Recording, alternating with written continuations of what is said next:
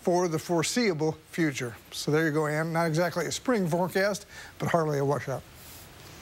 All right, we'll wait on those sun showers. Thanks, Jim. A new law may expose all of the tricks in beautiful magazine ads. A Lancome ad with Julia Roberts touched up raised eyebrows in England. Now an Arizona lawmaker wants a disclaimer on airbrushed photos. Her new bill would make ads explain that the beauty products may not produce the same results because of post-production work. A San Francisco group is targeting the so-called princess culture. The argument is that pretty and pink may be hazardous to girls' self-image. Jennifer Berger, the executive director of About Face, joining us live now. Thanks for being here this morning. Good morning. So tell me what your group does. About Face educates women and girls about how media messages affect their self-esteem and their body image. So we do media literacy workshops in schools to directly teach girls how to understand what they're seeing. We teach girls how to actually take action around these images and how to make themselves feel better as well as their communities. And we have a website with lots of great information on it, including our gallery of offenders and gallery of winners. Okay, so you would obviously be in support of this bill in Arizona that would... Yes, definitely in support of media literacy, but I think it's a fantastic step, and I think truth in advertising is always a good thing. Okay, so speaking of, there was a Super Bowl ad we were talking about. I think we have some video of that.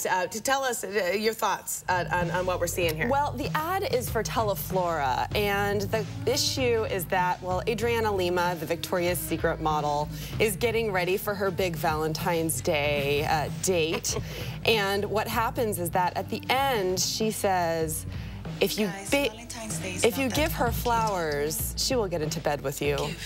That is essentially what we're seeing here. Right. So the issue really is, you know, this mainstream media takes advantage of princess culture, where if we simply please the opposite sex, typically, then we'll get what we want, and they'll get what they want, and that is all. So it's a little bit of an issue because of the way that, you know, that's just perpetuated throughout our culture. So the princess culture you're speaking of, now, I know what you mean because I grew up with Cinderella, and my sister's been battling this too. She has a 3-year-old daughter, and she was trying to keep the princesses away from this little girl. She discovered it at daycare, and suddenly she's asking Santa for Cinderella gear. Sure.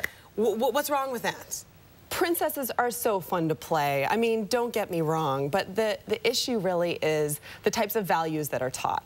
The value is be pretty. I mean, be smart, be, you know, a couple other lovely things, you know, be strong, but you have to be pretty first. And pretty is an unrealistic ideal the way that our culture has created it. Thin, usually blonde, usually perfect skin, all the different things that go into prettiness often hold us back from doing other wonderful things in our lives. So the princess culture definitely can damage us in a way as well. Okay, now the book here that you're promoting, Cinderella Ate My Daughter. That's right. Which is really funny, and in fact, I should really get that for my sister. Speaking of, it's About Face, your group, holding a free reading and discussion with the author of that book on Thursday night.